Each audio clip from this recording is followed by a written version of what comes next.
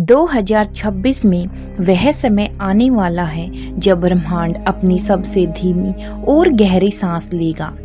उस सांस के कंपन में खामोशी की एक ऐसी परछाई जन्म लेगी जो पूरी पृथ्वी पर फैलकर मनुष्य के मन मंदिर को चीरती हुई यह सवाल उठाएगी कि क्या मानव अपने हृदय में वह प्रकाश बचाए हुए है जो जन्मों पहले सत्य की शपथ लेते हुए उसने स्वयं से वादा किया था। नमस्कार दोस्तों, द डिवोशनल वे चैनल पर आप सभी का स्वागत है। जब युग अपनी अंतिम करवट लेगा तब पहाड़ों की चोटी पर ठहरता हुआ सूर्य केवल रोशनी नहीं बल्कि समय की थकान का रंग भी लेकर आएगा। हवा के भीतर एक बेचैन गंध उठेगी जो मन को बताएगी कि क्या दिशाएं अब पहली जैसी नहीं रही। घाटियों में छिपी पुरानी स्मृतियां हिल उठी हैं और समय की धूल में दफन भविष्यवाणियां अचानक अपनी आंखें खोलने को तैयार हैं। 2026 के आरंभ से ही यह कंपन पृथ्वी के रक्त में उतरेगा। नदियां अपनी धारा में एक अजीब सी कपकपी लेकर बहेंगी और उनकी लहरों में चंद्रमा नहीं बल्कि किसी अदृश्य ऊर्जा के प्रतिबिंब चमकेंगे। इन दिनों आकाश पर तैरते बादलों की आकृतियों में लोग अनजाने चेहरे पहचानने लगेंगे, कभी किसी ऋषि जैसा, कभी किसी योद्धा जैसा और कभी किसी क्रोधित देवता जैसा।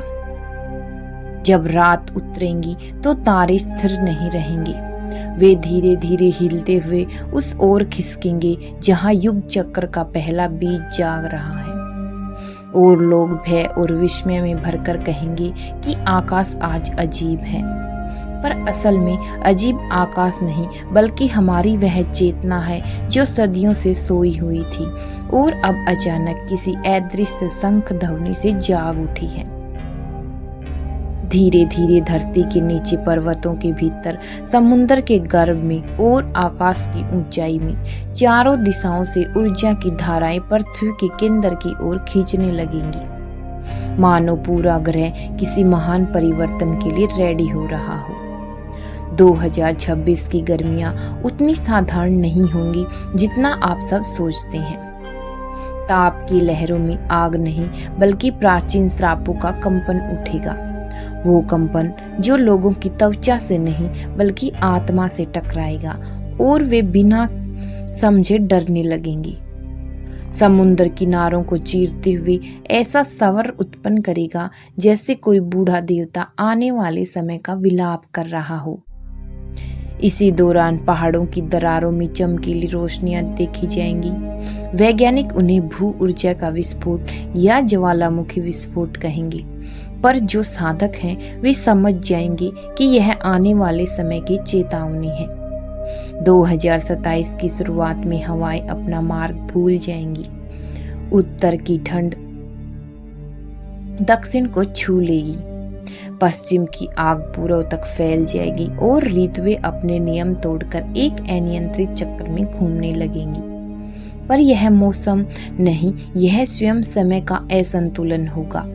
आकाश 3 दिनों तक लगातार एक ऐसी पीली रोशनी में थरथराएगा जिसे देखकर लोग कहेंगे कि यह तो सूर्य है, पर यह सूर्य नहीं होगा, यह काल अग्नि होगी, वो अग्नि रेखा जो युगांत से पहले पृथ्वी के ऊपर से गुजरती है।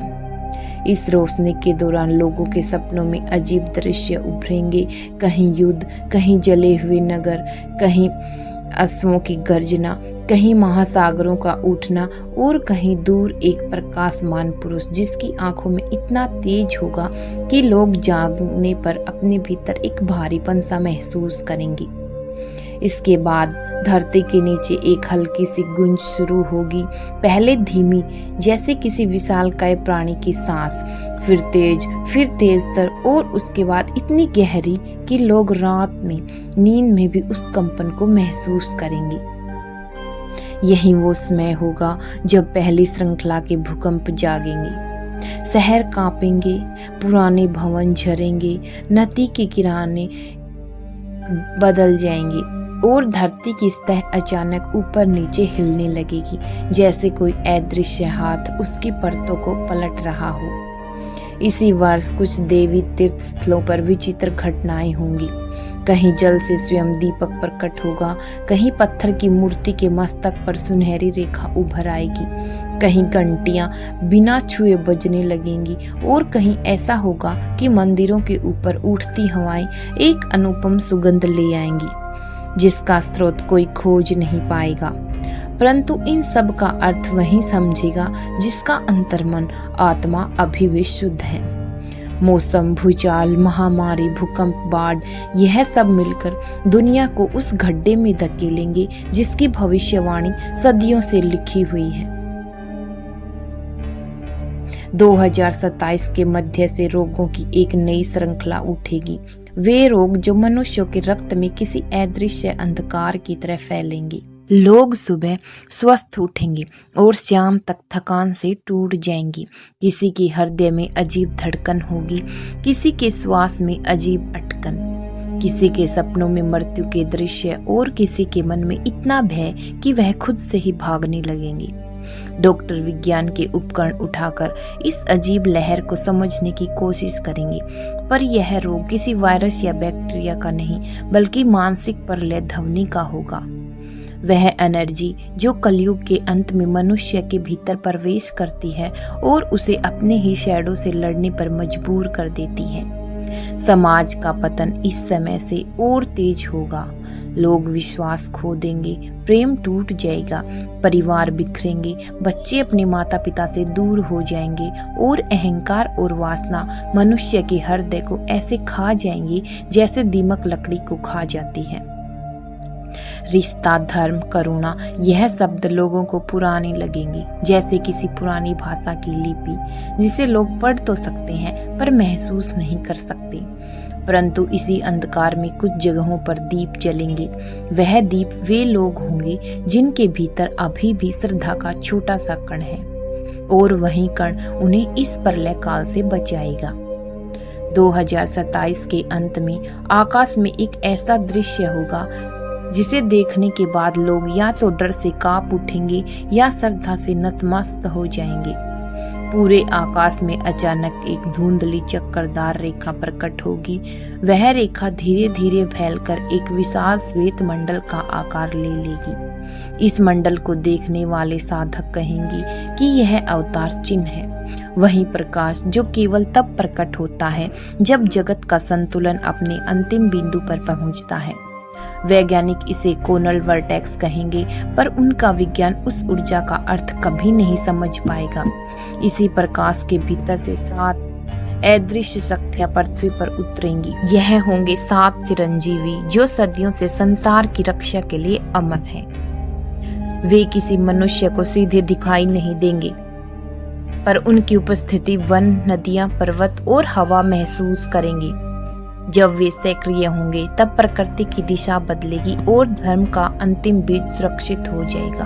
परंतु इसी के साथ 2028 में प्रलय की सबसे भारी बाढ़ उठेगी। समुद्र अपनी सीमाएं और भूमिगत तटों को निगल जाएगा। रेगिस्तान अपनी रेत उड़ाकर शहरों को ढक देगा। वर्षा कुछ जगह महीनों तक नहीं रुकेगी और कुछ जगह एक बूंद भी नहीं गिरेगी। जंगल आग की भाषा बोलेंगे और बर्फ के पर्वत अपने घाव खोलकर खून की तरह पिघलने लगेंगे। इसी वर्ष युद्ध की अंतिम आहट भी सुनाई देगी।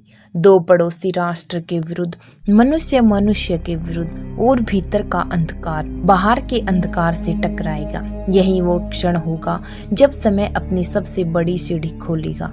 एक ऐसी सीढ़ी जो पृथ्वी के मध्य से उठाकर आकाश की ओर जाती है और जिसके ऊपर अवतार का आलोक उतरता है। जब यह प्रकाश नीचे आएगा तो पहले यह हवा में थरथराहट लाएगा, फिर पृथ्वी पर मधुर कंपन, फिर दूर कहीं अशोक का गर्जन और अंततः एक तीव्र श्वेत ज्वाला, और उसी ज्वाला के भीतर से प्रकट होगा कल्कि, ना किसी मानव रचना जैसा बल्कि अग्नि और शांति का वह अवतार जिसके नेत्रों में न्याय का महासागर और करुणा की सबसे पवित्र नदी बहती होगी।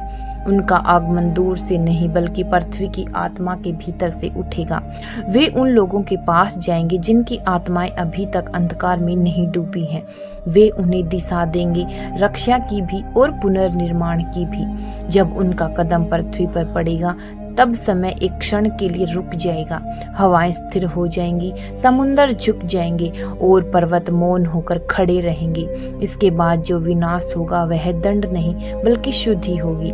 जल पृथ्वी को धोएगा, आग अधर्म को जला देगी, वायु विषाक्तता को हर लेगी और पृथ्वी उन क्षेत्रों को थाम लेगी जहां जीवन का बीज फिर से बोया जाना है। और जब यह सब समाप्त होगा तो उगेगा वो युग जिसकी भविष्यवाणी ऋषियों ने हजारों वर्ष पहले की थी। सतयुग की पहली सुबह, जहां मनुष्य की आंखों में छल नहीं बल्कि पारदर्शिता होगी, जहां नदी के जल में प्रदूषण नहीं बल्कि अमृत होगा, जहां पेड़ों की पत्तियां मनुष्य के हृदय की धड़कन समझेंगी और जहां सत्य वह भाषा होगी जिसे हर आत्मा जानेगी। और यही कहानी है जो आने वाले वर्षों में घटने वाली है। वह कथा जिसे समय स्वयं अपने हाथों से लिख रहा है, वह चेतावनी जिसे हवा, जल, अग्नि और पृथ्वी चारों दिशाओं में फैला रही है। इसलिए जो मनुष्य समझदार है वह आज से ही अपने विचारों को शुद्ध और निर्मल करे, अपने कर्मों को हल्का करे, अपने हृदय को पवित्र रखे, क्योंकि जब अंतिम शंख बज जाएगा और कल की रूपी रोग पृथ्वी को छू लेगा तो बचेंगे वहीं जो इस महान परिवर्तन के योग्य होंगे, वहीं उस नए युग के प्रथम पथिक होंगे और बाकी समय की धूल में खो जाएंगे। यही वह रहस्यमयी और गहरी काव्यात्मक कथा है जो किसी पुराण या ग्रंथ के पन्ने से नहीं बल्कि स्वयं समय की सांस निकल कर आ रही है और कह रही है, जाग जाओ, कब तक सोते रहोगे, युग बदलने वाला है, बुरा